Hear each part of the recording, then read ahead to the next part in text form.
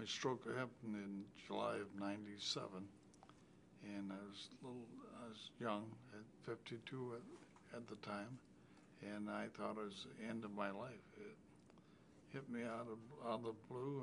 I was totally shocked. I had been riding a motorcycle that evening beforehand, and we parked it to go over to our son's house, and we rounded the first corner. I said, "Oh, I forgot my wallet," but it came out all garbled. She couldn't understand it, and I thought, my thinking was, what in the world happened to me? I didn't understand what was happening. He had such a scared look on his face, and it just didn't make any sense, and neither one of us knew what was happening. So she talked me into stopping the car I was driving, and I pulled over and I walked around the car with no problem. But then she headed for the hospital, and when we got to the hospital at the time, I couldn't even get out of the car. Nothing was working right, and two big guys tried to. I went to Spectrum Hospital first. Two big guys tried to get me in a wheelchair, and they almost dropped me on my face in the parking lot. And we went in, and the nurse there knew exactly what it was, and she knew how to handle it too. She kind of hipped into him, and she took care of him all by herself. Just one little nurse. Dave and his wife were outside. So anyway, that was the start of the whole thing. And I spent a week at Spectrum Butterworth, and I wanted to go home in the worst way. But they talked me into coming to marriage-free bed. It was her decision, and I thought marriage-free bed was a place for sick people. You know, even though I had a major stroke, I thought I wasn't bad enough to need marriage-free bed. But as it was, and I got into here and started working with the therapist, it was the best thing that had ever happened to me.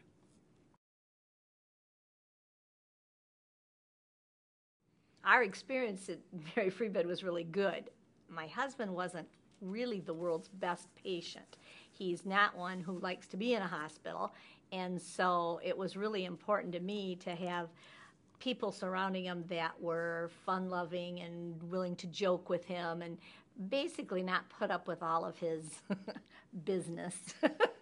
So, but no, they all were so kind and very helpful, and they made sure that he did what he was supposed to do. So he was kind of lucky. He might not mention it either, but he had a brother who came down every morning and kept him cheerful and joked with him and made sure he laughed a lot. As far as hospitals goes, it's the best hospital we've ever experienced. Yeah. Shortly after the stroke, you get a lot of fatigue factors in it, and they worked me through it. And when he was really tired, the therapist just knew the right things to do to really give him the boost to, come on, you can do this, or tease him a little bit so that he would, oh, I can do this, you know. And they were very, very good. Well, they told me how to make sandwiches, showed me how with one hand. One hand was working at the time. And now I can use it a little bit more, but not totally in use yet. But they showed me how to make a sandwich if she wasn't home, and how to prepare meals. And so on, how to walk up and down the curbs and up and down stairs. And he basically prepared me for life. For So, really anything you wanted to do, too. That was the thing. There's always a tool, something, like he's got a knife that he can use to cut his meat one-handed, and a zipper thing that you can, it's hard to button your pants and zip them, and you've got this little hook that you can do it. And they always had a tool or an idea on how to do the things that you didn't think you were going to be able to do anymore.